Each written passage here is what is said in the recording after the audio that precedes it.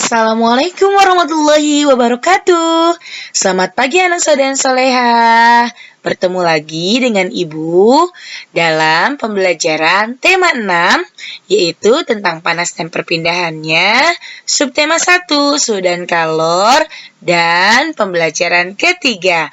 Nah, anak soleh dan soleha, bagaimana kabarnya hari ini? Semoga kalian dalam keadaan sehat walafiat dan tetap semangat dalam mengikuti pembelajaran walaupun pembelajarannya jarak jauh. Nah, anak soleh dan soleha, coba kita semua perhatikan gambar berikut ini.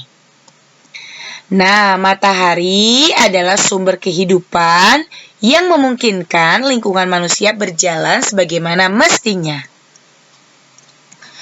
Lingkungan manusia terdiri atas lingkungan alam dan lingkungan masyarakat. Lingkungan masyarakat, tempat kita tinggal, dipengaruhi oleh kehidupan ekonomi, sosial, dan budaya. Manusia dengan lingkungan alam. Semua makhluk hidup yang ada di bumi melakukan hubungan dengan sesama makhluk hidup maupun dengan lingkungannya. Lingkungan alam terdiri atas benda mati dan makhluk hidup. Lingkungan alam merupakan sumber penghidupan bagi makhluk hidup, karena alam menyediakan semua kebutuhan makhluk hidup. Nah, benda mati dan makhluk hidup saling mempengaruhi antara satu dengan yang lainnya, bahkan antar keduanya saling berkaitan. Salah satu bentuk hubungan antar benda mati dan makhluk hidup adalah jenis tanah, suhu, dan curah hujan. Di suatu tempat dapat mempengaruhi jenis tanaman yang tumbuh dan hewan yang berkembang di daerah tersebut. Makhluk hidup juga dapat mempengaruhi benda mati. Contohnya, daerah yang banyak tumbuhannya akan menyebabkan daerah tersebut menjadi lebih sejuk. Daerah yang masih banyak tumbuhannya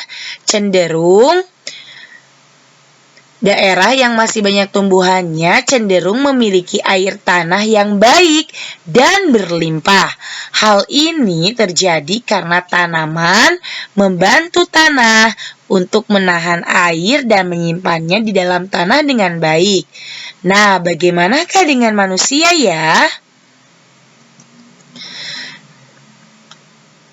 Hubungan antar manusia dan lingkungan alam dikelompokkan menjadi dua.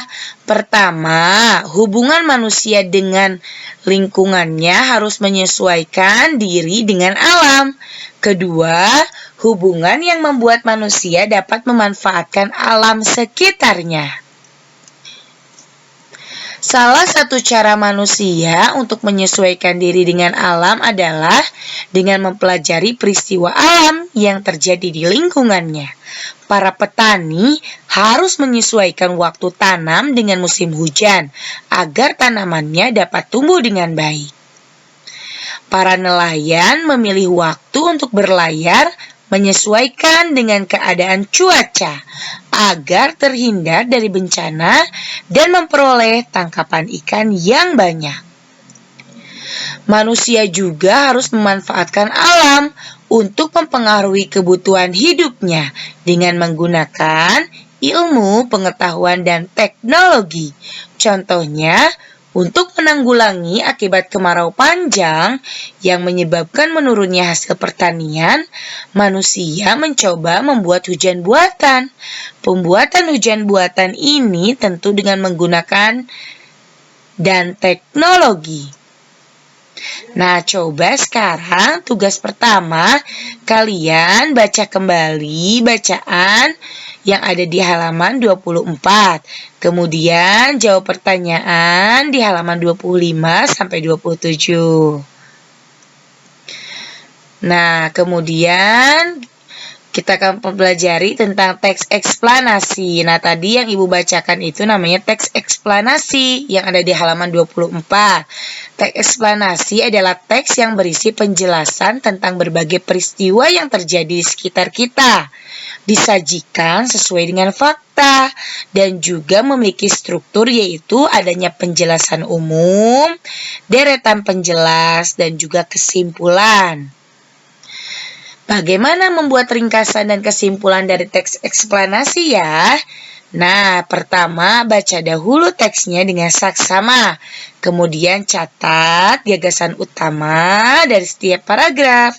Kemudian ubahlah gagasan utama itu menjadi kalimat yang efektif. Rangkailah kalimat tersebut sehingga menjadi paragraf yang padu. Dan pastikan menggunakan kosakata baku sesuai dengan pedoman umum ejaan bahasa Indonesia. Nah, masih ingatkah kalian dengan pokok pikiran? Nah, pokok pikiran itu adalah gagasan yang menjadi dasar sebuah paragraf disajikan dalam bentuk kalimat utama. Ya, tadi cara pertama dalam menentukan pokok pikiran yaitu harus membaca dulu, kemudian pahami isi bacaan, tentukan dulu kalimat utama, dan tentukan kalimat pokok pikiran. Nah, bagaimana ciri-ciri kalimat utama yaitu 1 bersifat umum, 2 kalimatnya dijelaskan oleh kalimat lain, 3 kata kuncinya selalu diulang-ulang dan secara langsung atau dengan kata ganti. Nah, kalimat utama yang membuat ide pokok dibagi menjadi 3 nih. Ada bisa di awal atau paragraf deduktif, di akhir paragraf induktif atau di awal dan di akhir. Ingat, ide pokok terdapat di kalimat utama dan setiap satu paragraf hanya ada 1 ide pokok. Nah, kemudian kalian kerjakan halaman 27-28, ayo menulis. Itu tugas kedua. Nah, si Udin, saya baru menyadari bahwa apa yang saya makan berasal dari hubungan manusia dengan lingkungan alam. Saya bersyukur tinggal di daerah yang memiliki hasil pertanian yang melimpah. Di daerah Papua, mereka bisa memakan umbi-umbian, Din. Hal itu terjadi karena di sana mereka tidak menanam padi seperti masyarakat di Pulau Jawa. Umbi-umbian mereka tanaman yang paling mudah tumbuh dan mudah dirawat di sana. Wah, saya baru tahu. Berarti jika daerahnya berbeda, tanaman yang dihasilkan pun berbeda ya. Masyarakat tinggal di sana juga harus menyesuaikannya. Pengetahuan yang baru untukku, Ben. Wah, saya baru tahu. Berarti jika daerahnya berbeda, tanaman yang dihasilkan pun berbeda ya. Masyarakat tinggal di sana harus menyesuaikan dengan pengetahuan yang baru. Oke. Nah, setiap anak memiliki hak. Nah, hak adalah segala sesuatu yang kita terima. Apa saja hak anak di sekolah? Yaitu mendapatkan perhatian dari guru, mengikuti pelajaran dan mendapatkan pengajaran, mengikuti pembelajaran atau dipilihnya pemilihan ketua kelas. Nah, selain itu, hak sebagai warga negara apa saja? Nih, berikut ini merupakan hak-hak yang dimiliki oleh warga negara. 1, hak untuk berpendapat. 2, hak untuk menggunakan fasilitas umum. 3, hak menganut agama dan melaksanakan ibadah. Dan 4, hak untuk memperoleh pendidikan. Nah, apa saja hak menurut konvensi hak-hak anak? Nah, menurut konvensi ini, hak dikelompokkan menjadi 4 golongan. Nah, coba perhatikan video berikut ini.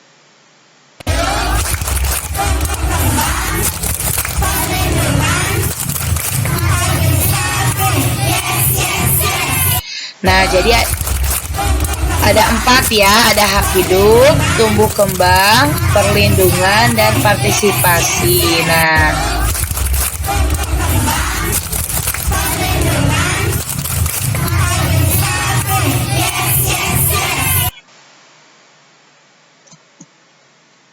Nah, sekian untuk pembelajaran hari ini. Tadi kita sudah mempelajari tentang teks eksplanasi, tentang hubungan manusia dengan lingkungan alam dan lingkungan masyarakat, serta kita sudah mengetahui tentang hak-hak anak. Nah, tetap semangat untuk menuntut ilmu, karena menuntut ilmu itu hukumnya wajib, dari mulai kita dalam perut hingga liang lahat. Sampai bertemu dalam pembelajaran selanjutnya. Wassalamualaikum warahmatullahi wabarakatuh.